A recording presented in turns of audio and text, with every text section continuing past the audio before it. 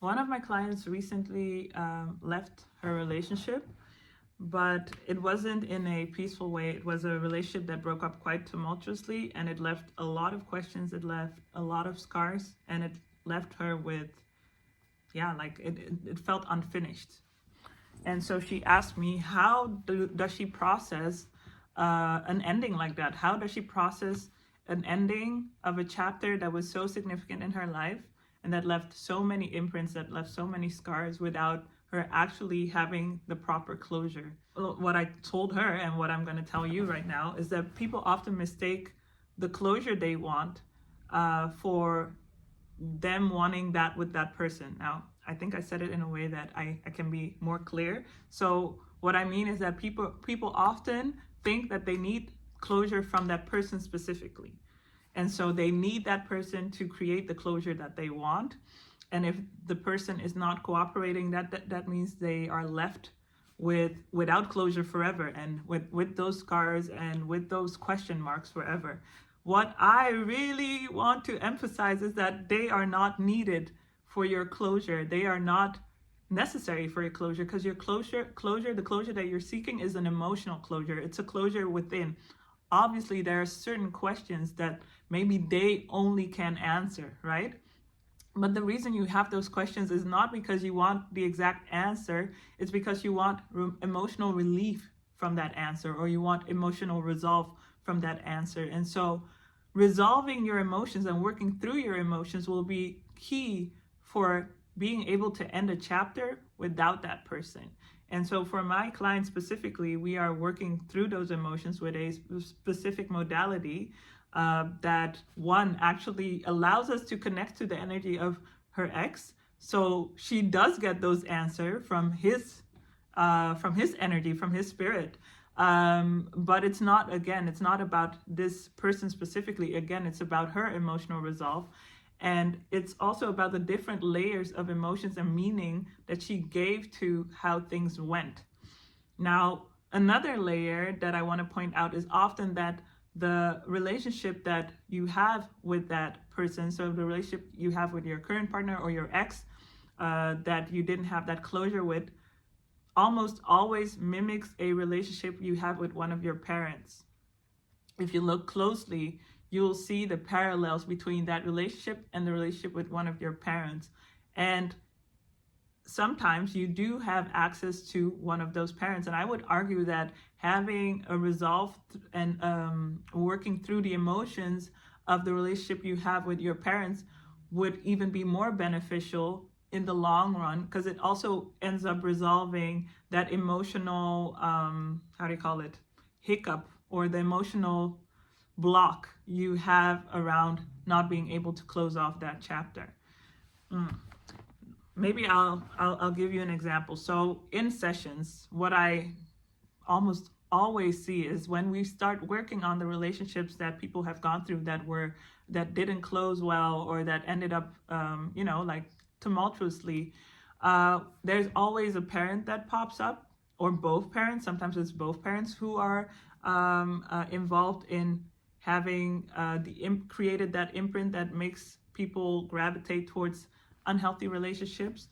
And what I've also noticed is that the parallels aren't super clear until we have the parent and the ex next together, and then people start to realize, wait, I am actually not only mimicking the relationship I have with my parent, I'm actually mimicking the relationship my parents have with each other. I'm actually recreating the relationship that my mom has with my dad, or my dad and my dad have, or so they get that aha moment, and they realize, hey, this is not just about me and the way I relate to one of these parents. It's also the way I saw these two parents relating to each other, and that has become my blueprint for what love looks like. And actually, if I look at their love, that's not what I want for myself at all. How can I resolve this? And that's again where dealing with the emotions, dealing with the imprints that have been left by your upbringing and that have been repeated in the relationship you had with your ex or with your current partner. It's important to resolve that. And what I want you to understand is that emotional imprint, so things that have left an imprint on our emotional field or our energetic field, that means that there has not been a resolve. We have not allowed ourselves to feel about what happened. We've kind of like just stagnated around those feelings. And so an example that I can give you on that is maybe there was a parent who always said that you're so sensitive, you're too sensitive. Every time you brought up something that bothered you, they just dismissed you with you're too sensitive.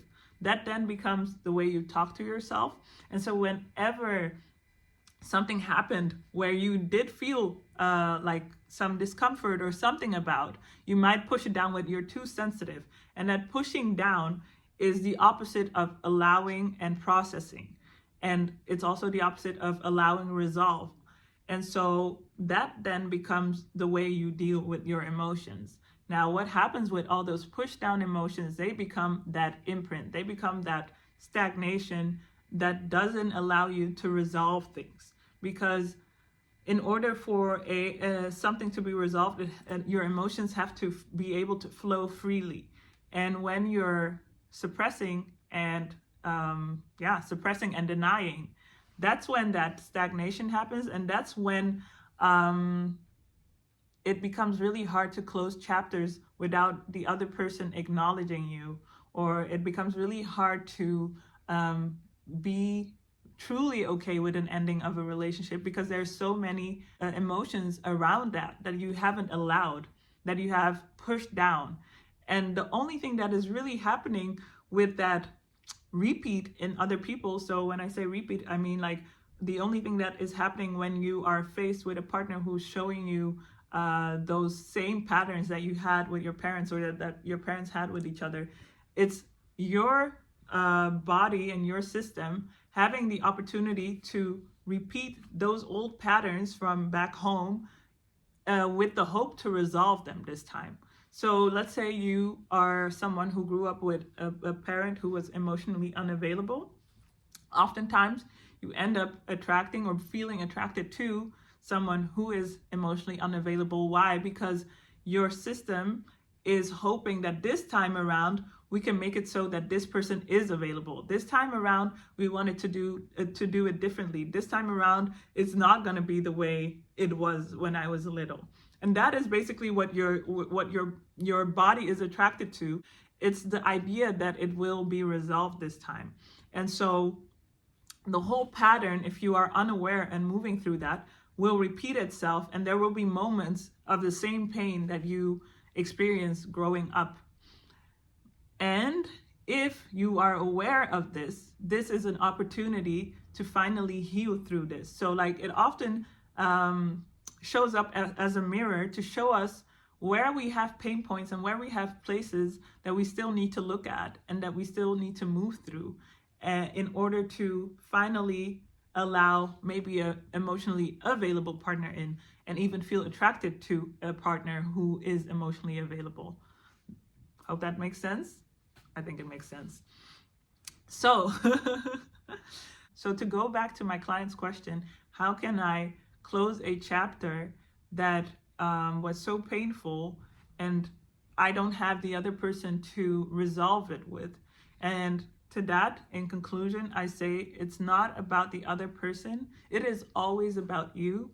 You are always getting reflected back something that is to be resolved internally. And this is your opportunity to do that internal work.